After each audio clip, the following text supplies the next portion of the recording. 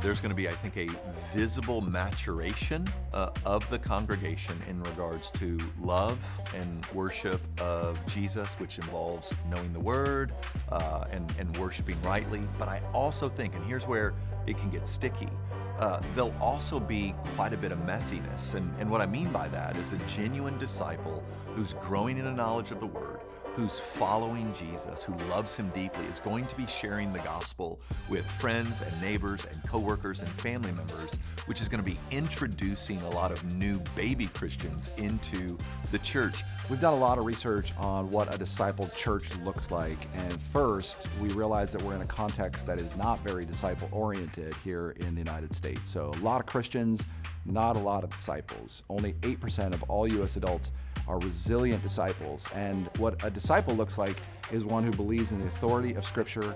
They have made a commitment to Jesus that's still important in their life.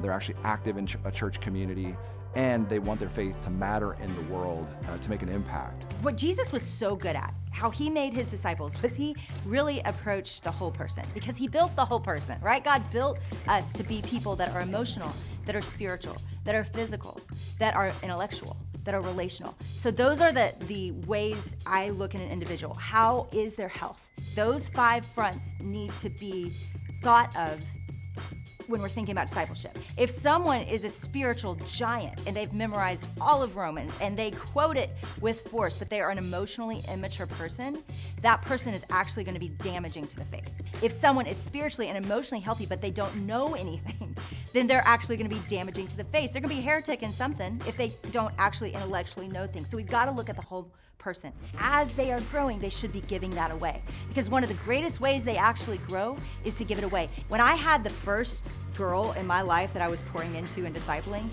and she asked me, how do I know if the Bible is true? You better believe I was like, I need to go learn how I know the Bible is true. So set your people on mission, and I promise you they're going to want to know God, and they're going to want to grow in those ways.